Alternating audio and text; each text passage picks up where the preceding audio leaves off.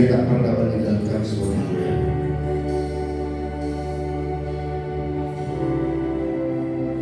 Dia mengasihi saudara. Di dalam kondisi keadaan apapun kita, Dia tetap mengasihi kita.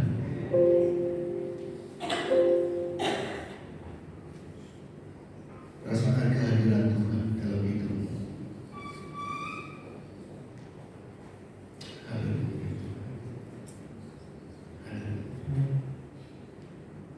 Selalu dengan pengucapan syukur kami boleh belajar untuk bersyukur kepada Tuhan dan belajar untuk menerima bahwa rancangan dan rencana Tuhan itu yang terbaik untuk kami. Dan kami selalu membuka hati kami untuk selalu dipenuhi oleh Roh Kudus, untuk menjadikan kami pribadi-pribadi yang kuat untuk mencapai gambaran serupa dengan diri-Mu. Berbicara kepada kami di pagi hari ini, sehingga kami boleh mendapatkan kekuatan dan pengharapan baru di dalam Tuhan Yesus, dan kami boleh kuat, dan kami boleh menjadi teladan, kami boleh menjadi orang dan garam bagi dunia ini lewat persekutuan pengenalan pribadi dengan Tuhan yang memancar di dalam kehidupan dan tindakan kami. Berfirmanlah kepada kami pada pagi hari ini. Di dalam nama Tuhan Yesus kami bersyukur. Amin. Silakan untuk ibu bapak dan saudara yang dikasih Tuhan. Shalom. Shalom. Puji syukur pada Tuhan yang kita diberikan kesempatan dengan hari yang cerah, kita boleh ada satu hadiran Tuhan dalam ibadah kita di pagi hari ini, dan kita bisa merasakan bahwa Tuhan itu tak pernah meninggalkan kita. Di dalam kebersamaan pegangan Tuhan selalu kita boleh merasakan. Ketika kita kondisi mungkin lemah, Tuhan selalu menolong. Ketika mungkin kita sudah mulai jauh dari Tuhan, Tuhan selalu memanggil kita, saudara. Karena Dia tidak pernah membiarkan kita untuk sampai jatuh. Ketika kita mulai jatuh, tangan Tuhan itu selalu menolong kita. Saudara, tadi ketika kita ujian, saya teringat Tuhan ingatkan saya tentang anak kecil, saudara.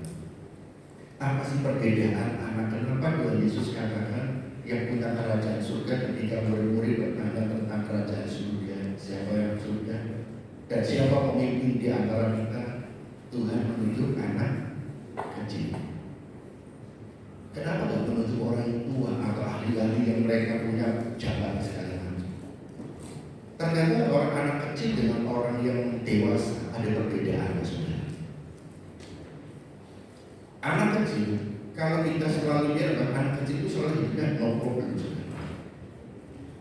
Ketika ditanya, kamu pengen ini, cita-citamu apa? Selalu cita-citanya tinggi-tinggi amat. Gak mau jadi seperti apa tantangannya untuk mencapai itu, gak selalu tingginya apa. Kamu mau cita-citamu, aku bisa mau jadi apa? Aku mau jadi presiden, aku mau jadi astronom, aku mau jadi ini segala macam. Terus kamu pengen apa? Aku pengen beli ini. Kamu mau jadi apa? Aku pengen jadi mungkin tokoh-tokoh superhero segala macam. Kamu kalau nanti besar, kamu pengen, kalau saya ini kamu pengen apa? Belikan apa? Aku pengen beli ini segala macam. Anak kecil ketika menginginkan sesuatu, dia punya keyakinan nanti aku bisa beli, walaupun belum tentu punya uang. Tetapi dia punya keyakinan, punya uang gak punya uang, pokoknya aku perlu apa, aku ingin apa, nanti ada. Itu anak kecil selalu berpikir. Orang dewasa, kalau kau pengen apa? Kok sih itu masih tabungan kono piro? Lagi ada tabungan apa? Terus aja mimpi. Selalu kita keyakinan kita ini membatasi kita untuk punya mimpi. Keyakinan kita, keberadaan kita membatasi kita melihat ada kuasa yang lebih besar daripada kita. Anak kecil di dalam kepolosannya dia bagaimana orang tuanya punya uang atau gak punya uang gak mikir. Yang penting aku pengen ini nanti ada. Bagi kapan? Nah, kadang-kadang kita orang tua selalu menularkan virus yang tidak baik ke anak-anak. Yaitu ketika anak pengen tidak ini, wis macam-macam, kono duit. Nah, orang tua selalu kata, macam-macam gak punya uang. Seharusnya kalau kita sebagai orang tua menularkan apa? Suatu ilmu baik gitu. Kalau di anak kita butuh apa? Ya wis berdoa, nabung ya. Nanti kalau ada berkat nanti beli. Kadang orang tua langsung menjas langsung wis orang duit. Nanti ada urusan yang lebih penting. Jadi mimpi anak itu tanpa sadar kita tidur sendiri oleh orang tua.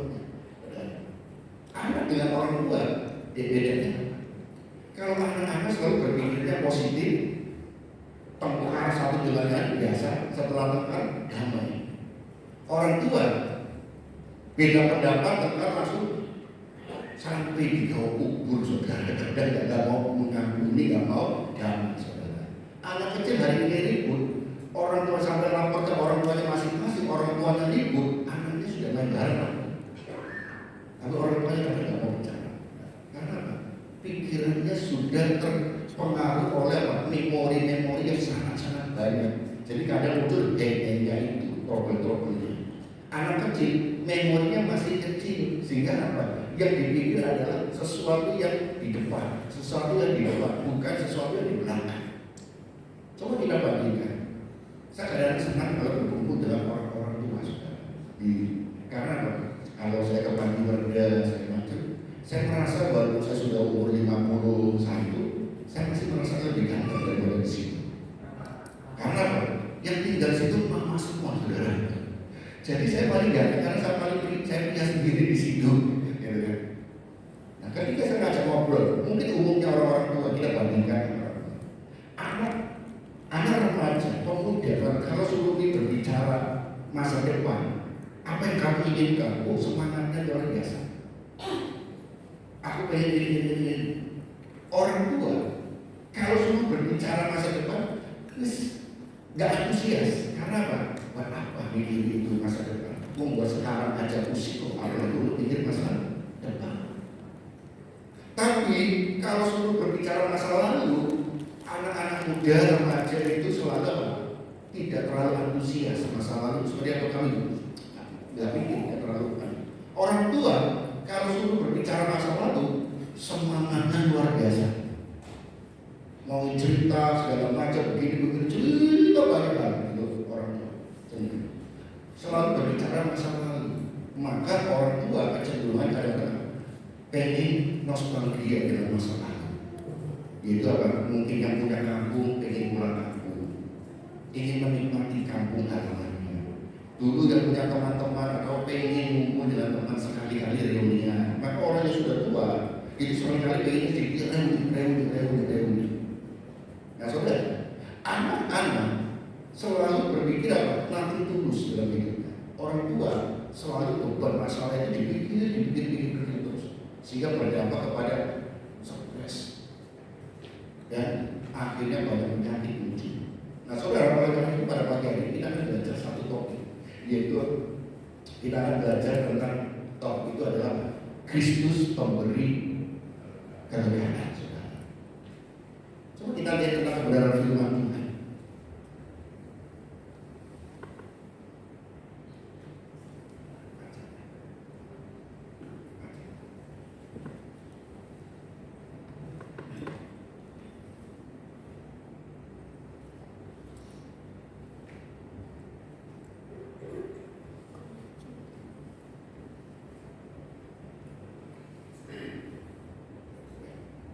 Coba kita baca dalam Injil Matius pasal 11 ayat 28 sampai dengan 30. Firman Tuhan katakan demikian.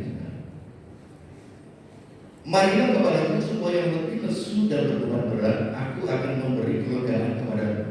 Pikulah, ini kurang baik ya. Pikulah tuk yang kupasang dan belajarlah padamu, karena aku lemah lembut dan rendah hati, dan jiwaku akan mendapat ketenangan. Sebab tuk yang kupasang itu enak dan bebanku pun ringan. Saudara, siapa di dunia ini atau di dalam gereja ini yang tidak punya masalah? Saya yakin dan percaya bahwa semua orang kita dan harus diyakini bahwa kita semua punya beban dan punya persoalan dalam hidup kita. Ada pergumulan setiap hari. Anak kecil itu tidak bisa katakan kenapa beda anak kecil dan orang dewasa. Anak kecil punya keinginan selalu apa? Punya keyakinan. Nanti aku dapat. Anak kecil punya masalah ribut, cepat selesai, diselesaikan.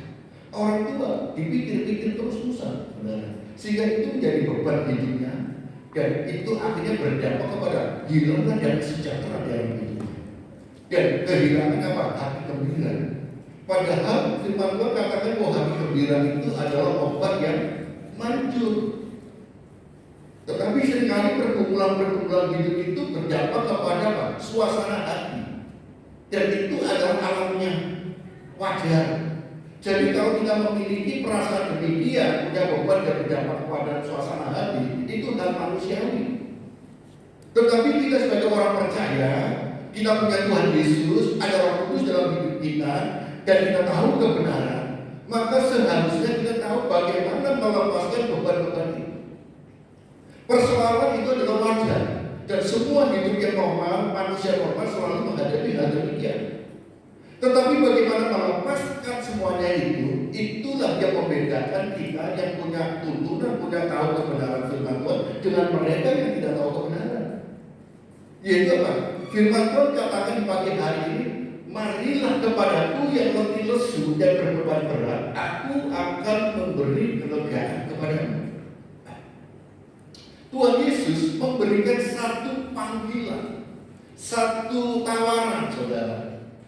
Jadi kalau kita melihat kita suatu kebanggaan Tuhan Yesus adalah kita punya bantuan. Tuhan selalu tidak pernah membiarkan kita hidup sendiri.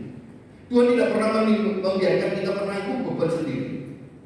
Firman Tuhan ini itu selalu menjadi rema bagi saya, saudara. Ketika saya mengalami suatu pergumulan, firman Tuhan itu berbicara kepada saya. Itu yang disebut dengan rema. Saya selalu mendapatkan rema. Dimulai dari mana? Ketika saya percaya Tuhan dan saya pengen apa? Jujur, ketika saya dulu belum percaya Tuhan, ya saya bukan dari keluarga Kristen, sehingga hidup saya seperti apa, dan saya pengen hidup, saya masih merokok, dan saya ingin berhenti merokok, tapi susah. Tapi ketika saya berdoa kepada Tuhan, kasihkan firman Tuhan ini, dan ketika saya yakin, saya imani, saya berserah kepada Tuhan, lepas sampai sekarang. Firman Tuhan ini hidup di dalam hati saya dan menegur saya. Kemudian di dalam perjalanan kehidupan saya selalu firman Tuhan itu menjadi rema. Ketika saya mengalami pergumulan yang mungkin menurut saya ini berat, tetapi Tuhan berbicara, marilah kepada Dia yang letih lesu. Beban berat atau ringan tergantung kita cara memandangnya. Kalau saya merasakan itu beban kita itu berat, ya memang saya saat ini mungkin mengandalkan selama semakin aku punya kekuatan, aku semakin akan melawan masalah itu dengan kekuatan saya. Selama aku punya koneksi, aku akan menyelesaikan masalah itu dengan koneksi saya. Seandainya saya punya mungkin uang, harta, aku akan selesaikan masalah itu dengan apa yang aku punya. Karena apa? Manusia itu ingin melihat dengan logika dan punya kekuatan sendiri. Tetapi apakah itu bisa selesai? Kita melihat kasus yang sangat lagi viral di televisi tentang peristiwa yang di Cirebon. Bagaimana masa lalu itu peristiwa 8 tahun yang lalu, dan sampai persidangan sampai akhirnya terjadi satu apa? Sampai ingkrah di Mahkamah Agung. Kemudian divonis, akhirnya ada yang divonis seumur hidup, ada yang divonis ini. 8 tahun kemudian muncul masalah ini dibuka lagi dan mulai terang benderang. Pada masa lalu, orang-orang peristiwa seperti apa bisa merekayasa? Saya tidak tahu, saya tidak akan masuk di dalam apakah itu pembunuhan, apa itu kecelakaan, saya tidak tahu. Saya tidak masuk ke situ. Tetapi sesuatu yang entah itu rekayasa atau apa, semua itu diatur semuanya, sekarang mulai terang benderang semuanya. Jadi saudara, sepandai-pandainya kita mengatur skenario, sepinter-pinternya kita mengatur segala sesuatu merekayasa semuanya, percayalah pada waktunya kebenaran Tuhan muncul, saudara. Nah, saudara, kemarin istri saya itu bertambah usia, saudara. Bertambah usia, aku harus menyadari istriku bertambah tua. Itu harus kesadaran. Jadi kalau ulang tahun berbahagia orang yang berulang tahun, enggak, aku tambah tua, berarti berkurang jatah untuk hidup. Bertambah usia, kalau 70 sudah 50 berarti tinggal 10 tahun kalau kita hitung-hitungan. Jadi kalau kita bertambah usia berulang tahun sehingga bukan kebahagiaan, tapi kita mulai mawas diri, mulai kita nyadari, oh semakin dekat jarakku berkurang. Jadi kan 1 tahun yang lalu, hari saya sudah bercerita, 1 tahun yang lalu kita mengalami perhubungan yang luar biasa. Wah, itu secara beban hidup saya itu benar-benar itu satu membuat saya itu kayak orang, mungkin saudara bisa melihat ketika ibadah atau kadang-kadang nangis sendiri. Saya berdoa nangis sendiri, kadang-kadang nangis sendiri karena secara manusia saya nggak bisa menerima kondisi. Kadang-kadang saya bilang apa? Saya sudah melakukan ini, kok dilakukan seperti ini? Apa yang saya peroleh kok demikian? Manusia kan selalu menimbang-nimbang jasa-jasa kita kan. Aku sudah lakukan ini, kenapa aku dapatkan ini? Aku sudah begini, kok begitu? Gitu kan, kita selalu menghitung itu apa yang sudah aku berikan, apa yang sudah kita lakukan semuanya, mungkin jasa-jasa kita, tapi itu perasaan gini. Tetapi ketika dalam hal ini, ya ini rema firman Tuhan itu berbicara. Datang kepada, marilah kepada firman itu sudah berubah. Di perjalanan kehidupan kita selalu bukan muncul. Nah, oleh karena itu kalau kita menyadari, marilah kepada semua yang letih lesu. Saudara saat ini punya pergumulan apa? Saudara saat ini punya beban hidup apa? Saudara saat ini sedang apa? Sedang menghadapi masalah apa? Mungkin secara manusia kita sedang berusaha mencari jalan keluarnya, dan kita belum mendapatkan. Ketika saudara menggunakan kekuatan yang terbatas itu akan membuat kamu semakin lemah. Ketika kamu menggunakan akalmu, rasional kepandaianmu, ada batasnya, kamu akan mendapat satu apa? Batas melebihi batas kemampuan kita akan kosong, stres. Kamu menggunakan apa? Koneksimu. Ketika kamu punya koneksi dengan pejabat apapun kamu datangi, ketika dia juga mencari apa juga, ketika kamu datang dia tidak merespon, apa yang membuat kamu nanti akhirnya dapat kecewa? Semua akan menghasilkan kekecewaan, semua menghasilkan kelemahan, semua menghasilkan segala sesuatu yang membuat kita kecewa. Tetapi kalau kita datang kepada Tuhan, di mana Tuhan memanggil kita, memberikan kesempatan kepada kita, bukan kita yang mencari, tapi Tuhan memberikan, membuka tangan untuk marilah kepada saudara akan mendapatkan kelegaan yang luar biasa. Tuhan akan bukakan jalan. Beberapa minggu yang lalu ada seorang ibu bercerita, saat ini dia lagi membutuhkan biaya untuk studi anaknya, saudara. Pada hari ini belum masuk. Ada orang-orang yang dia cerita, orang-orang itu punya yang hutang sama ibu ini sebelum ibu ini sudah lama puluhan tahun. Jadi sebelum mungkin menikah sudah punya, mereka ada yang ibu itu hutang. Ditagih itu aneh, saudara. Kadang-kadang yang punya hutang itu lebih galak daripada yang menghutang, saudara. Aneh, saudara. Tapi ketika ibu ini membutuhkan untuk biaya anaknya sekolah, apa yang terjadi, saudara? Waktunya pas tanpa ditagih, nggak apa, saudara, ini ujung-ujungnya apa? Orang ini datang bayar uang, ngasih uang. Kalau bukan Tuhan yang menggerakkan, nggak mungkin, saudara. Ya kan? Jadi kalau kita punya apa, kita nggak usah terlalu mikirin itu. Nanti apa? Uangnya kembali, tapi kita stres. Atau kita mikirin segala sesuatu, mungkin kita punya utang orang berapa jumlahnya, atau kita punya masalah apa, dipikir-pikir terus kita stres. Oh, batin lebih mahal daripada biayanya. Oh, batin lebih mahal, kamu berobat segala macam, biaya kamu membutuhkan berapa? Kamu berobat ke dokter, rumah sakit, bolak-balik, ya kalau hanya langsung sembuh nggak apa-apa, ada BPJS bisa sembuh, ini kan ada BPJS nggak perlu bayar. Dia waktumu hilang di waktu.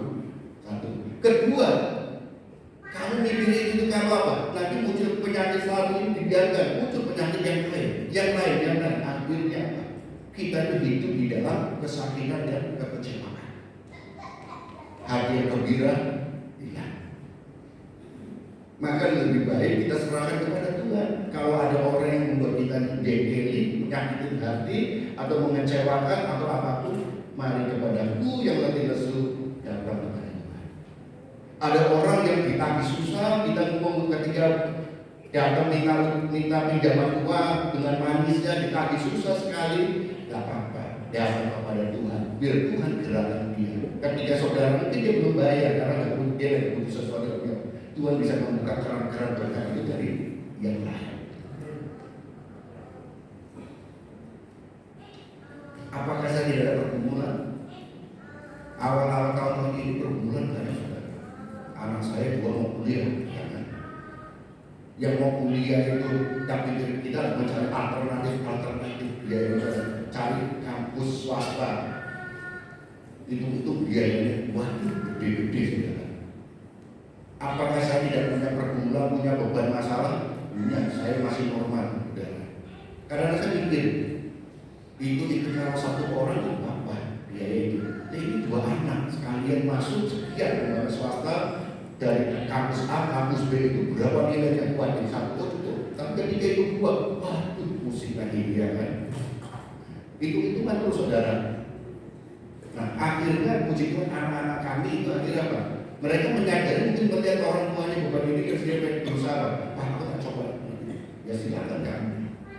Akhirnya mereka mencoba dan itu mereka dua-duanya diterima di negeri, di perguruan tinggi negeri. Sehingga saya katakan pada kenapa kamu punya di dalam Tuhan masuk perguruan negeri itu tidak semua orang pintar itu selalu pintar-pintar semua masuk. Orang selalu ada faktor apa? Keberuntungan di situ. Dan saya cerita kepada istri saya, kenapa kamu begitu yakin? Karena aku punya keyakinan di dalam Tuhan Yesus bersama dengan Tuhan Yesus Kristus ada keberuntungan. Saya jalani dan ketika itu harus membayar. Saya harus membayar, dikirim belum ada, ditambah anak saya handphonenya hilang sudah. Istilahnya apa? Jatuh sudah jatuh ketimpa tangga, gitu kan? Anak saya enggak dia butuh handphone. Pernah ya gemes juga naruhnya sembarangan gitu kan. Tapi kira-kira wong saya yang kadang-kadang tanpa sadar naruh sembarangan juga. Kalau saya marahin anak kayak gitu tanpa sadar tembak saya juga, ya kan?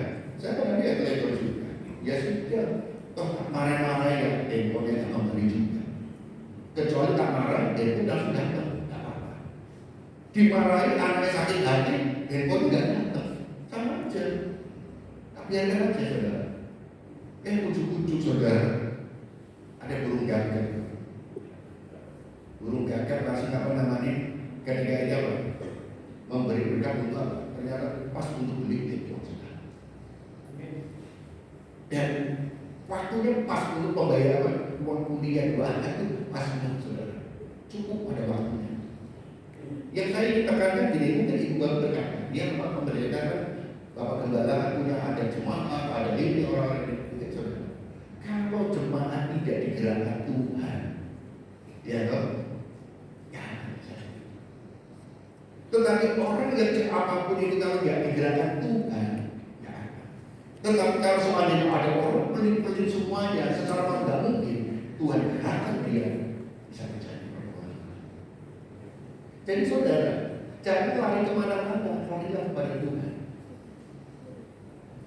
Bicara kepada Tuhan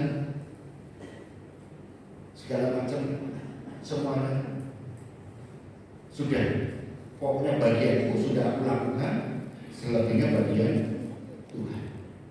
Nah ketika itu terjadi maka akan kali ini, nah pikulanku firman Tuhan, pikulanku yang dipasang dan belajarlah padaku karena aku lemah lembut dan rendah hati, dan jiwamu akan mendapatkan ketenangan sebab yang pasal itu enak dan bebanku pun ringan.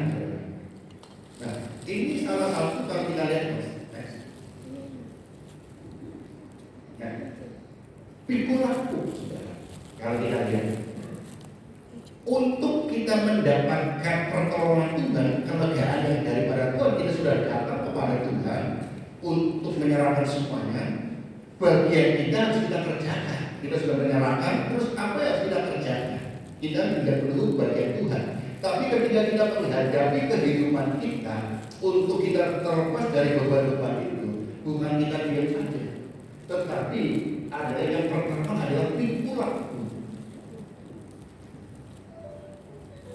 Dan balik lagi. Pikulanku, saudara. Bagaimana untuk kita beroleh kelegaan dari Tuhan?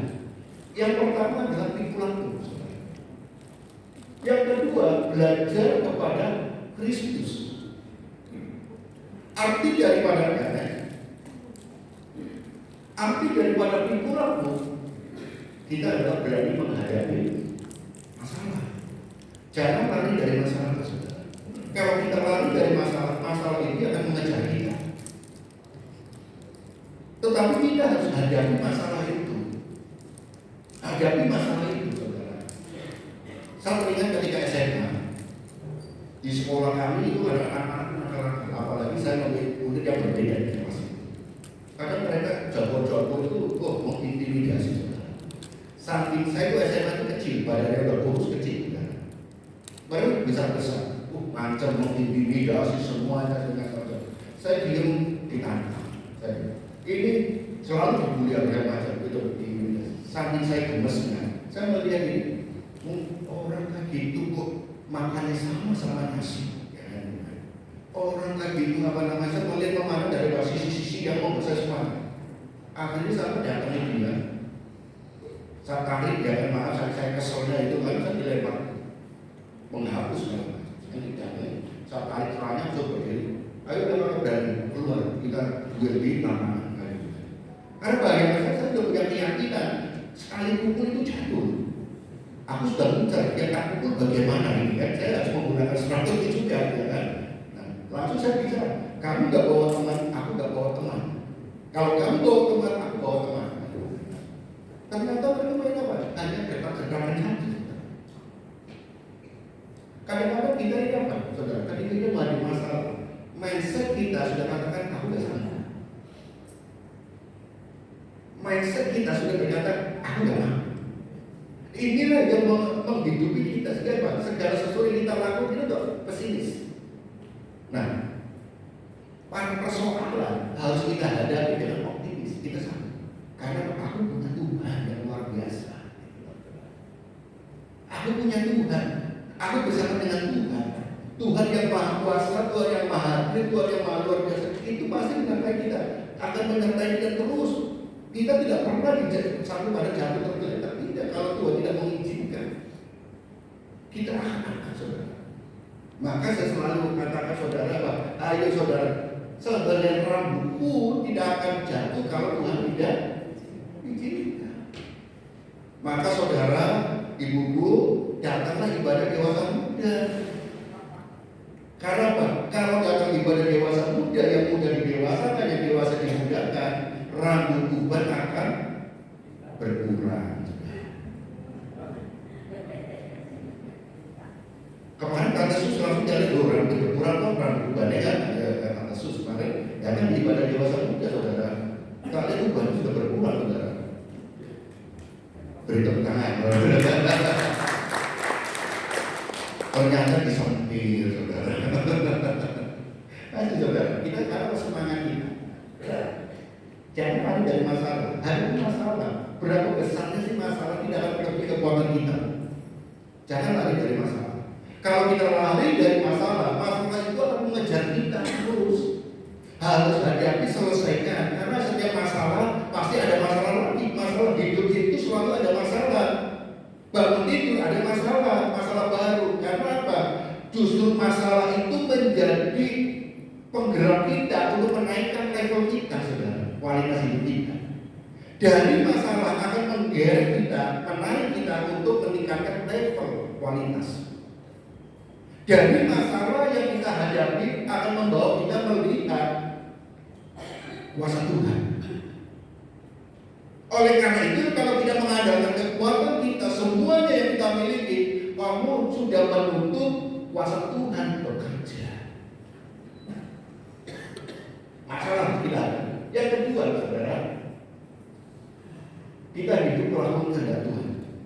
Natur kita apa sih? Paulus kata hidup itu bukan aku lagi, tapi Kristus yang hidup. Yohanes sudah katakan, Yohanes katakan, jika aku ada di dalam Dia dan firman-Ku ada di dalam engkau, maka aku akan berbuat, dan apa saja kita berbuat akan berhasil. Di dalam, kalau kita baca seperti itu, ada kata dalam filosofi dalam berkat Tuhan, berilah hati untuk Tuhan, pikiran untuk Tuhan, hati untuk Tuhan, maka percaya dapat pasti dapat. Kita harus memberikan kepada Tuhan, menghadap Tuhan, menyerahkan semua kepada Tuhan. Kita hidup melakukan kehendak Tuhan. Nah, kita adalah menjadi pelaku firman.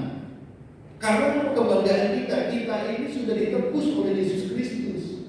Apa menjadi kebanggaan kita? Apakah kita bisa hidup kudus? Enggak. Kekudusan itu karena korban Yesus di kayu salib yang membuat kita kudus. Nah, tugas kita adalah mempertahankan itu.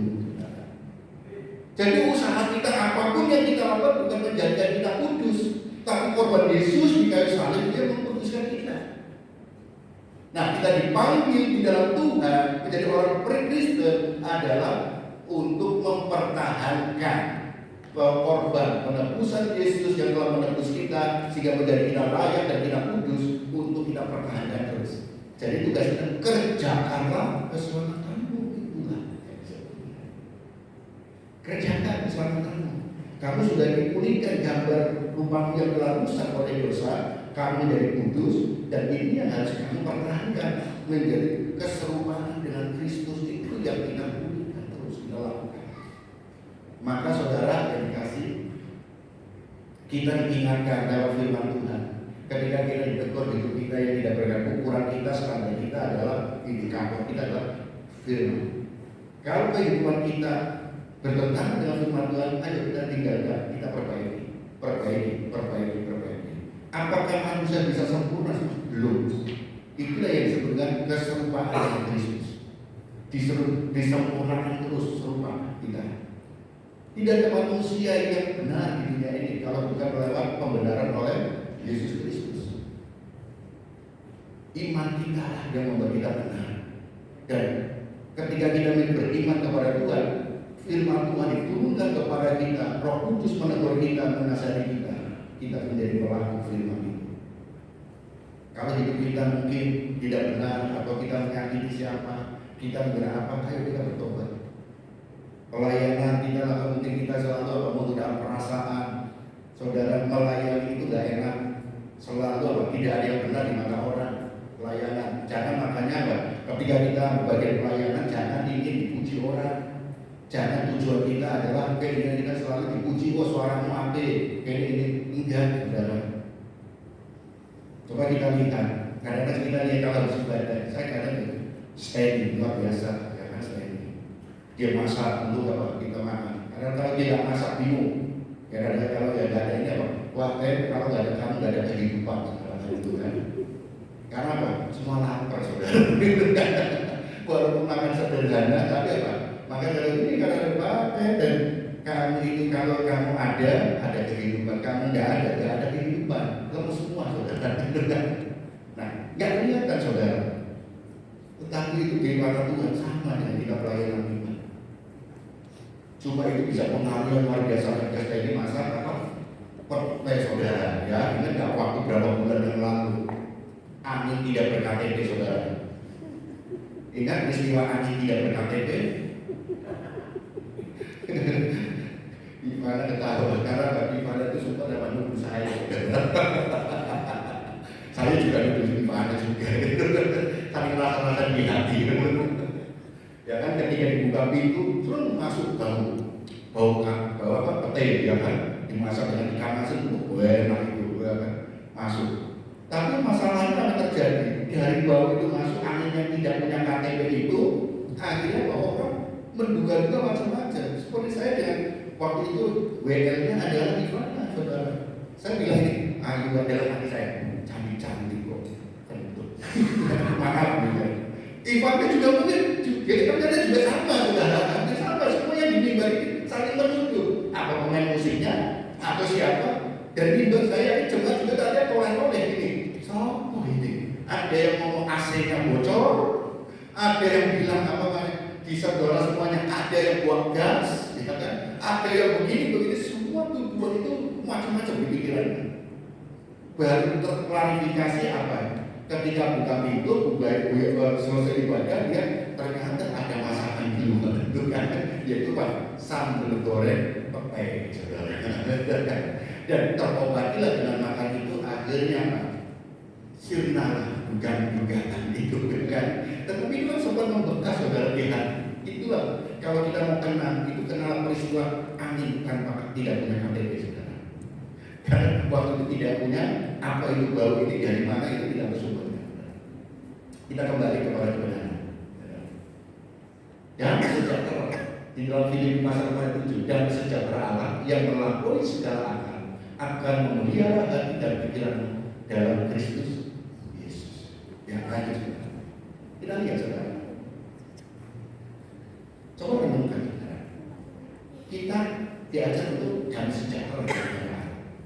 Nah, kalau kita mau di dalam menghadapi persoalan perkumpulan masalah supaya kita tetap ada damai, kita harus memiliki damai sejahtera. Kita datang kepada Tuhan. Tuhan akan memberikan damai sejahtera. Karena damai sejahtera sejati itu lahir dari dalam yaitu Allah yang Dia beri, bukan situasi dan keadaan di sekitar. Jadi kalau saudara ingin ada orang damai, itu damai, itu sebenarnya masalahnya dalam diri kita. Jangan bergantung pada sekitarmu. Kalau saudara damai, ya damai saudara.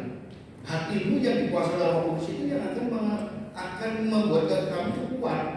Dapat kepada Tuhan menyertai kita. Apapun situasi kondisi, kalau saudara tidak terpengaruh. Saudara domba di tengah serigala, saudara tetap domba, tidak terpengaruh menjadi serigala.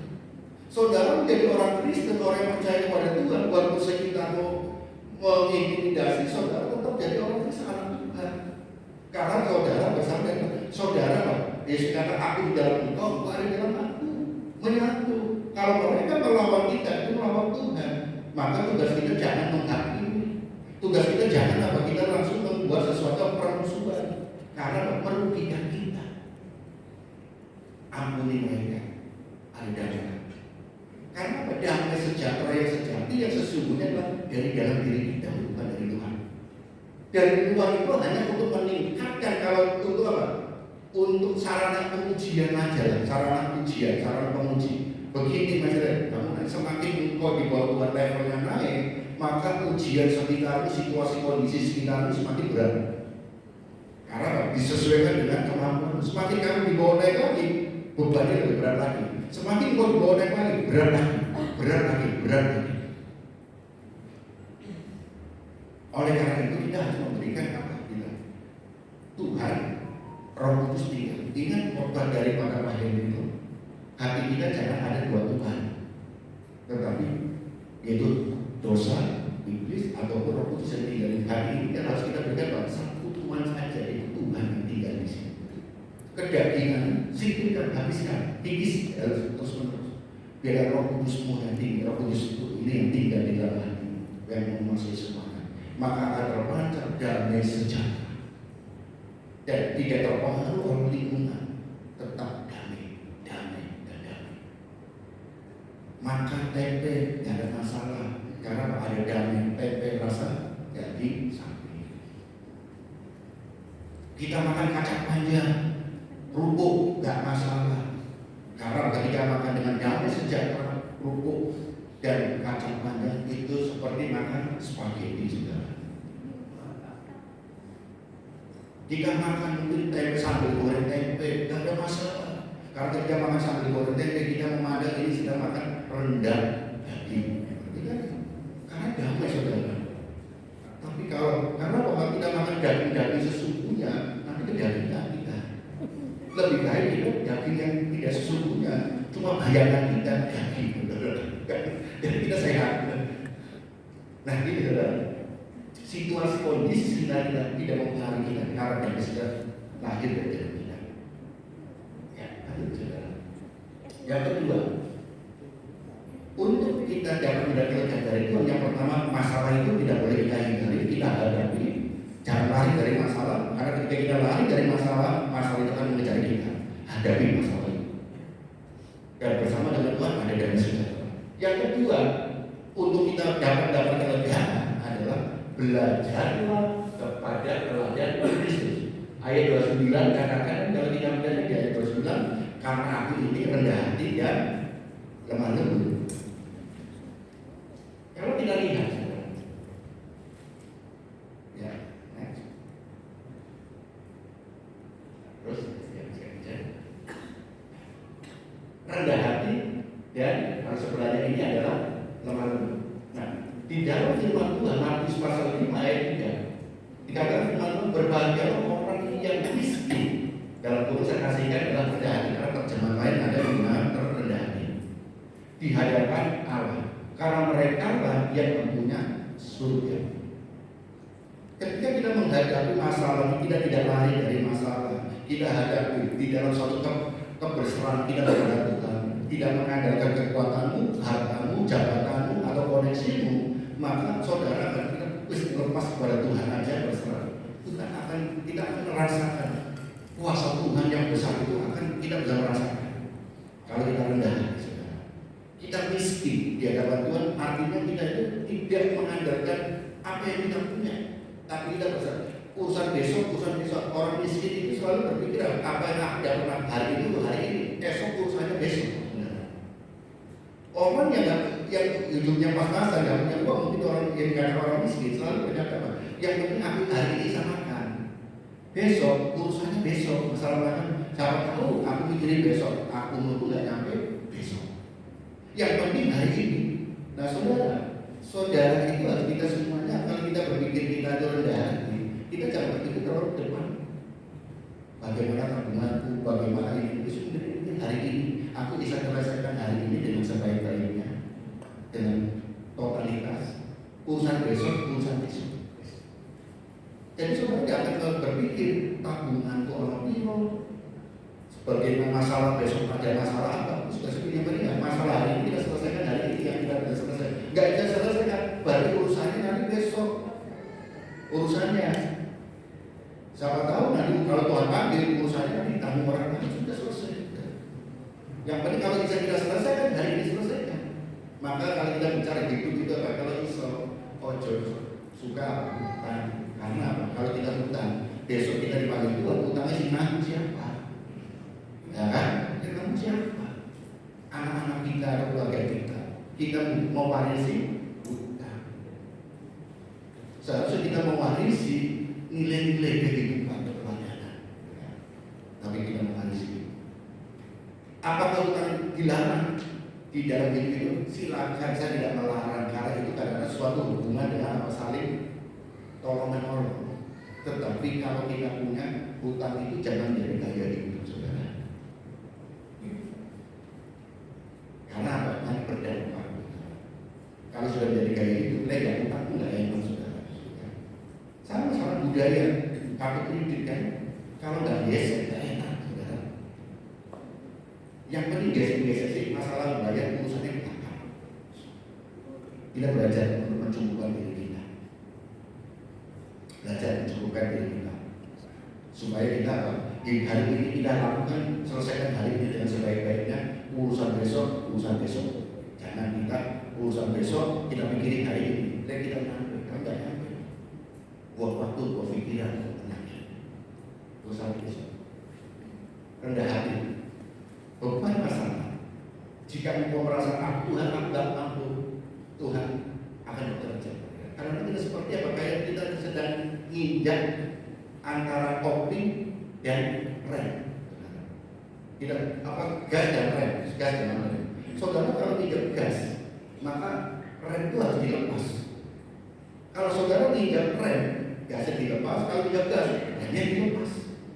Gak bisa saudara injak dua-duanya dan jalan-jalan. Jadi harus salah satu, kalau berhenti. Gas ditekan, remnya lepas.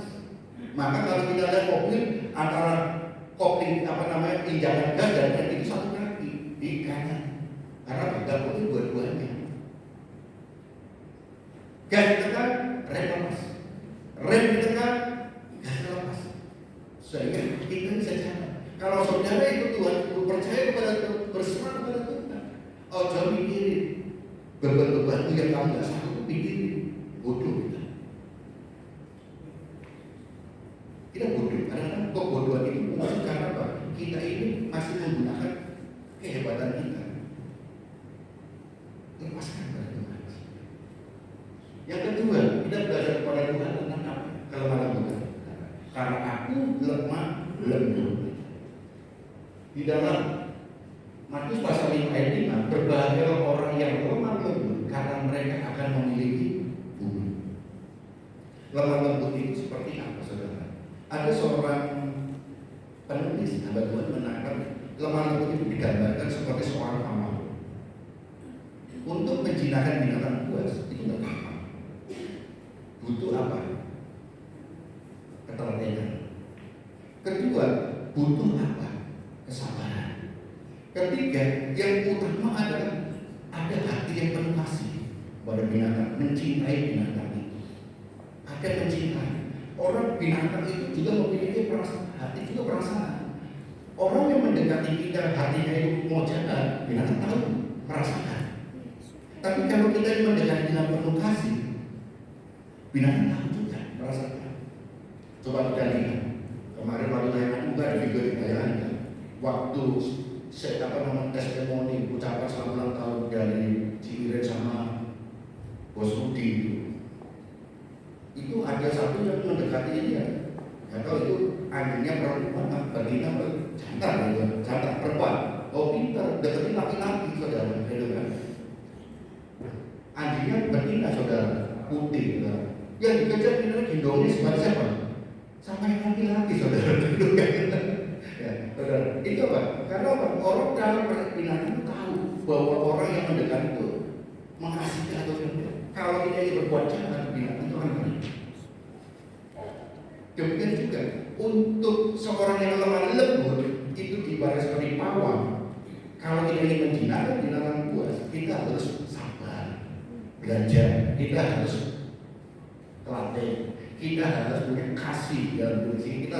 Melihat orang bukan melihat musuh, tapi melihat itu adalah jiwa. Kita melihat orang yang berbuat jahat bukan melihat mereka itu musuh ataupun yang perlu kita benci atau kita jauhi, tetapi ini adalah jiwa.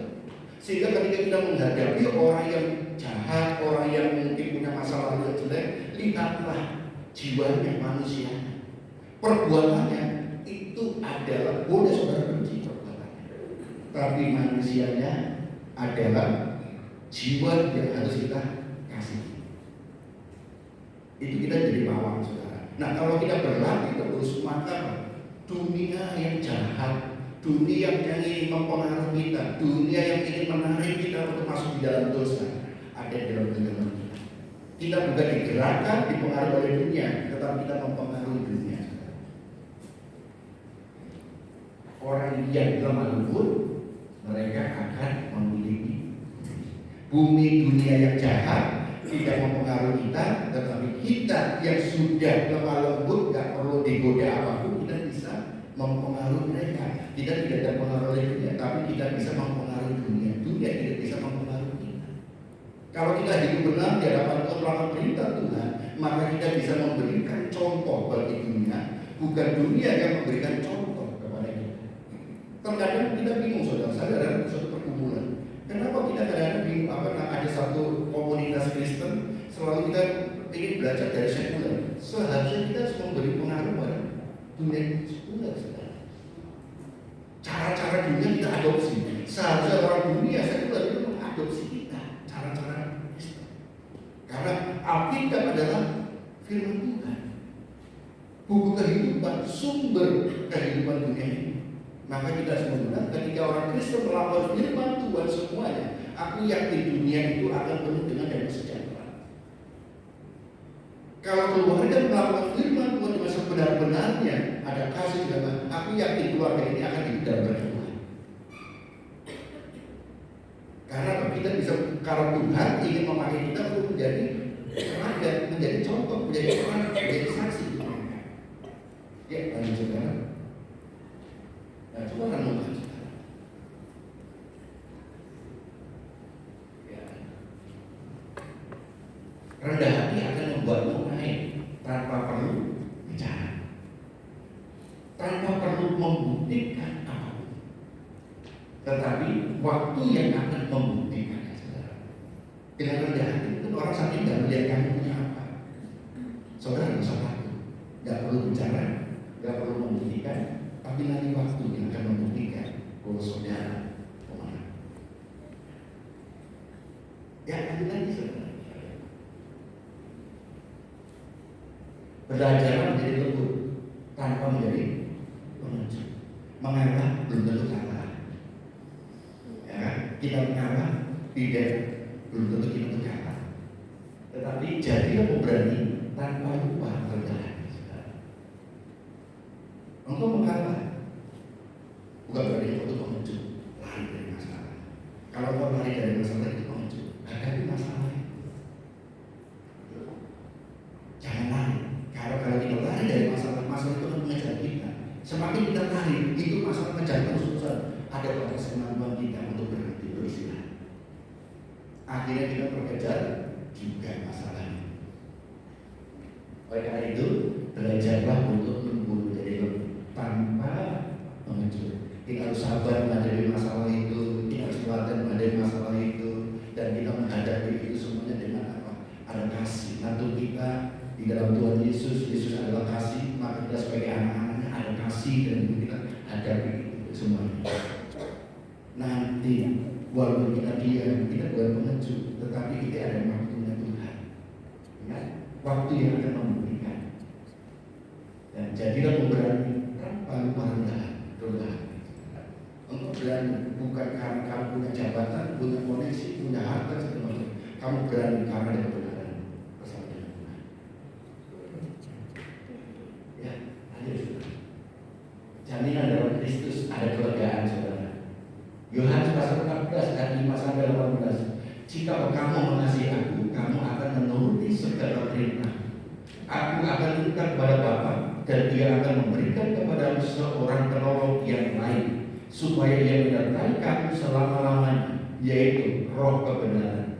Dunia tidak dapat menerima Dia, sebab dunia tidak melihat Dia dan tidak mengenal Dia. Tetapi kamu mengenal Dia, sebab Ia menyertai kamu dan akan Dia di dalam kamu. Aku tidak akan meninggalkan kamu sebagai yatim piatu. Aku datang kembali kepadamu. Ada satu hal yang menarik dalam satu ayat ini, dalam 15 sampai 18. Berapa kali itu kata aku menyertai kamu. Artinya kita tidak pernah meninggalkan Tuhan. Penyertaan Tuhan itu begitu sempurna bagi kita. Tuhan tidak pernah meninggalkan dalam kondisi apapun. Manusia ketika menyertai kita ada batasnya. Tapi Tuhan dalam menyertai kita all time, saudara, anytime. Tidak pernah meninggalkan kita seperti itu. Kita selalu dalam perlindungan Tuhan. Ya. Kita lihat nanti dari ayat tadi ini. Saya simpulkan dari ayat yang tadi. Tuhan akan memberikan seorang penolong yang lain, yaitu Roh kebenaran. Ada Roh Kudus yang akan menemani kita dan menunjukkan hikmat kepada kita tentang jalan-jalan ajaran-ajaran kepada kita. Oleh karena itu ketika saudara mungkin menghadapi situasi mengenal kepada Tuhan, pergumulan saudara, rajinlah baca firman Tuhan, karena ini yang akan memberikan kebenaran-kebenaran, memberikan satu perintah awasan untuk kita, itu firman Tuhan. Seperti yang dikatakan, membaca firman Tuhan itu tidak akan menjadi apa kita itu mungkin butuh hafal semua tidak, tapi suatu ketika itu menjadi rema bagi kita. Tadi saya katakan dari pertama, ayat yang tadi itu selalu menjadi rema bagi saya. Ketika saya menghadapi kesulitan, pergumulan, rema, marilah kepadaku yang semua yang letih sudah bertobat berat, datanglah kepadaku, aku akan memberi kelegaan. Itu menjadi rema. Firman yang kita baca, kita renungkan, mungkin kita keterbatasan manusia bisa lupa. Tapi itu pada situasi kondisi tertentu firman Tuhan itu akan hidup bagi kita. Jadi rema. Percayalah. Maka daripada kita ini lihat ini yang drama itu perkataan-perkataan apa ini, lebih baik kita firman Tuhan yang kita renungkan. Nanti suatu ketika ibu-ibu, bapak-bapak, ketika masa-masa umur sudah mulai bertambah, senior, ya, saya nggak mau tua, kan? Yang senior, kadang-kadang kan mulai ingatannya berkurang, ada penyakit yang disebut dengan pikun, ya saudara ya. Kalau saudara pikun dan sampai kadang-kadang rata, kalau firman Tuhan itu menjadi bacaan saudara, memulai pikiran saudara, ketika saudara pikun ataupun rata, itu selalu firman Tuhan yang keluar, saudara. Ketika ada orang yang ada di lantai itu, copot, ya. Atau seperti binatang-binatang, seperti nyanyi sendiri. Nah, kalau saudara firman Tuhan jadikan kekuatan, nanti ketika langkah, haleluya, haleluya, haleluya, dan gitu kan? Karena firman Tuhan yang memenuhi saudara. Ketika saudara jadi pelupa atau pikun, nanti selalu apa? Kamu ingat ini ya? Ingatnya apa? Firman. Ingatnya firman. Firman yang diingat. Itu akan menjadi kekuatan kita apa? Ketika kita sudah berumur dan kita tidak tahu hidup itu dikuatkan oleh firman. Firman itu yang akan menghidupi saudara. Dan firman Tuhan ini menghidupi saudara ada hati itu kegembiraan yang muncul. Dan hati gembira itu adalah obat. Tapi kalau saudara pribadi dengan amarah, kebencian, maka saudara akan selalu menggunakan kebencian. Dan yang akan menjadi saudara menawar hati kita. Tidak ada damai. Tidak ada kegembiraan, sehingga selalu akan muncul apa? Benci dan benci. Kalau dengan istri pacar enak benci tapi rindu. Tapi kalau dengan orang yang bukan ini musuh, benci tapi gemes ya kan ini kan. Kalau dengan pacar suami benci ada benci tapi rindu. Itu yang pasangannya masing-masing. Kadang-kadang sih bikin pulang, jengkel benci tapi ditinggal saja. Kapan pulang? Itu rindu kan? Itu benci dan rindu. Nah, saudara, oleh karena itu kita harus belajar. Yang kedua, saudara, Kristus akan diam di dalam kamu untuk menyertai kita. Dia tidak akan pernah meninggalkan saudara. Yang ketiga, Kristus tidak akan meninggalkan kita sebagai anaknya. Mama bapak kita meninggalkan kita, tapi Tuhan tidak pernah. Saudara, mungkin kita pada saat tertentu kita akan jadi yatim dari dia. Saya sudah yatim dia. Mungkin saudara ini ada yang sudah yatim dia. Nggak apa-apa, tapi kita tetap punya bapak. Bapak kita tidak pernah meninggalkan kita. Kita mungkin bisa katakan aku yatim piatu. Sudah yatim piatu. Mungkin ada yang punya siapa lagi sudah yatim piatu. Duda atau janda ya kan gitu. Tetapi kita masih punya Bapa di surga yang tidak pernah meninggalkan kita sendiri. Maka jangan bangga atau kita jangan bergumul atau meratapi nasib status. Kita harus selalu berbangga bahwa Tuhan kita punya Bapa yang tidak pernah meninggalkan kita. Dari generasi lagi ke generasi kita punya Bapa, anak kita Bapa, cucu kita Bapa, semuanya menyebut Bapa semua. Dan karena mereka tidak pernah meninggalkan kita, selalu Bapak yang itu kekal selama. Nah, ibu bapak dan saudara yang dikasih Tuhan Yesus, kekudusan itu karena Tuhan Yesus, bukan hasil kita. Oleh karena itu jangan bangga kalau kita hidup ini hari ini sudah menjadi pribadi yang kuat yang kudus. Tugas kita mempertahankan. Kita di dunia ini manusia, kita tidak bisa melakukan segala sesuatu kekudusan, tapi karena korban Yesus yang menjadikan kita kudus. Maka jangan kita memandang orang lain itu lebih rendah daripada kita, tetapi justru ketika ada orang yang jatuh, kasih yang ada dalam diri kita, angkat dia untuk mereka bangkit, untuk kita tolong sama-sama. Karena natur kita ini adalah pribadi yang belum kasih. Tuhan ada dalamku, aku di dalam Tuhan. Menyatu kasih Tuhan ada dalam diri kita. Dan kita ini adalah kalau kita menyebut diri dengan anak-anak Tuhan, maka DNA kita ini adalah DNA kasih. Mengajar. Kasih tidak boleh lepas dari diri kita, karena DNA-nya kita adalah kasih.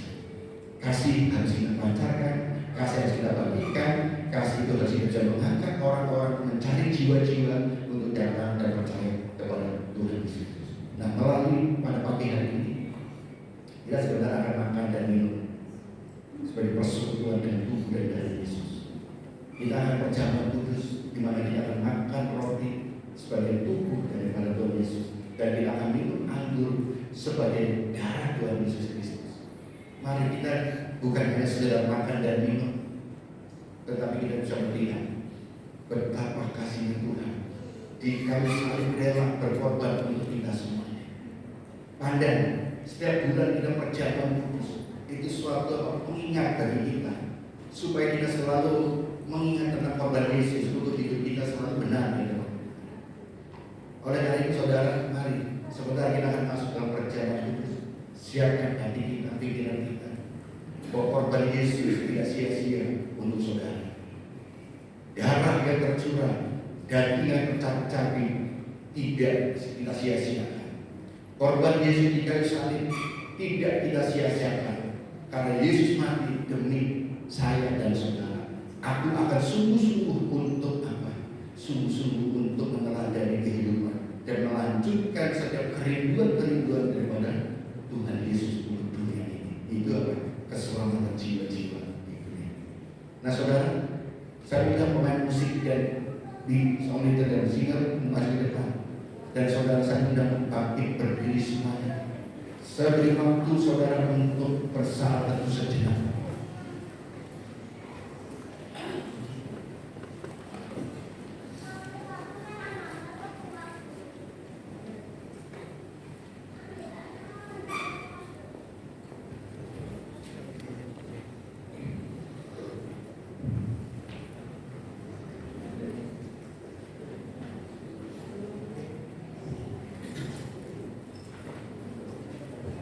Semua dalam posisi berdoa, bela sinar, WM dan musik yang bermusik dan